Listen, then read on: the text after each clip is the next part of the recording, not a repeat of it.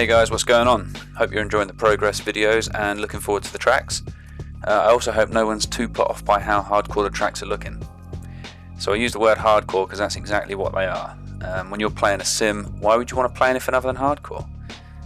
This is what I want to talk about due to some of the comments that I've been getting on the videos. So don't get me wrong, the comments are great. I've had some amazing feedback, really helpful suggestions on some of the tracks. I've never set foot on any of these tracks, so I don't have a frame of reference other than videos like GoPros, race replays and map data.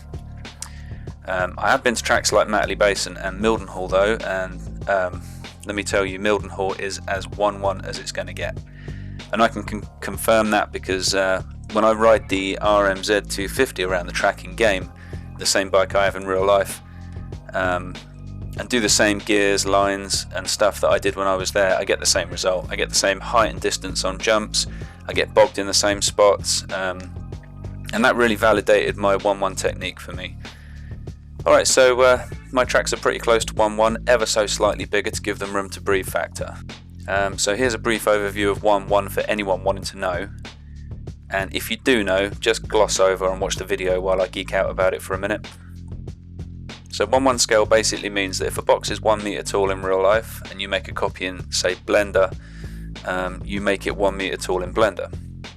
If you make it 1.5 meters, then your copy is 1.5 to 1 scale. If you make it 2 meters tall, then it's 2 to 1 and so on. So basically what you see in real life is what you get in game. If a takeoff is 3 meters tall, then it's 3 meters tall in the game engine. And we know we can do this right because we can define how tall our height map is by finding out the lowest and highest points and then using the same values in L3DT when we build. So we can be very specific, like choosing to elevate terrain by exactly 3 meters.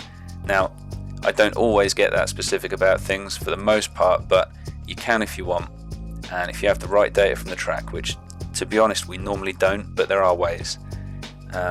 So if Boboso's game engine is accurate, and the bike and rider are 1-to-1 scale, and the physics are 1-to-1 scale, then it stands to reason if you make a 1-to-1 scale track, then it should ride like it does in real life. And amazingly it does.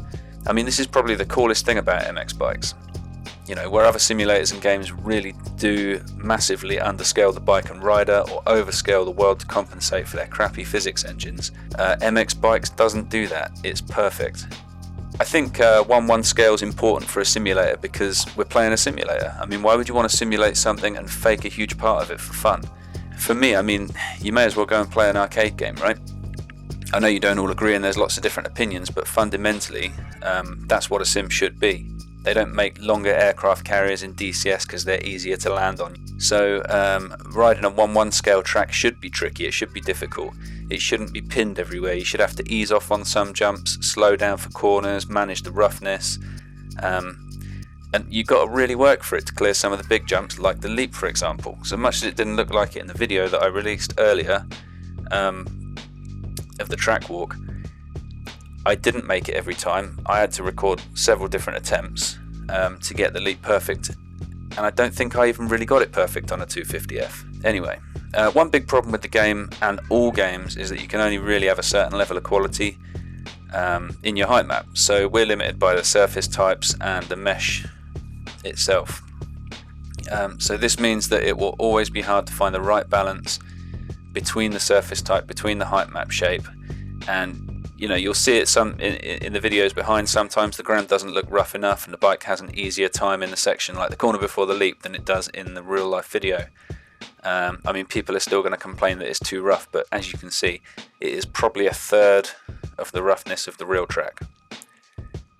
So the conclusion here really is that the track is slightly larger by about 8% than 1-1, but as you can see, the jumps are all dead accurate on how big they are physically, how high you go, how far you go, how much kick they give you.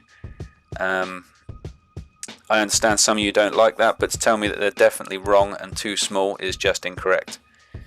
They are right, they're hardcore. And if you don't find that fun, then you know, maybe check out the MX vs ATV All Out Pro National DLC. They're overscaled, but I'm not going to lie, they're some great replicas. And there you go. They've actually done a great job on those replicas, and to get them working well in that engine is pretty amazing. So I get that 1-1 makes racing hard, but racing's supposed to be hard. It's supposed to be difficult. Any issues with things like lag, banding, like collisions between riders when racing and anything else. It should really be taken up with the core game itself and not track makers. I want to make 1-1 hardcore tracks, and I don't want to sweep these problems under the rug by massively overscaling stuff and giving people way too much room. Right, well that's about it. So I'm not here to patronise anyone, and I get some people really do want arcade tracks, but for those who want replicas, these are replicas. I'm looking forward to getting them done. Have fun everyone.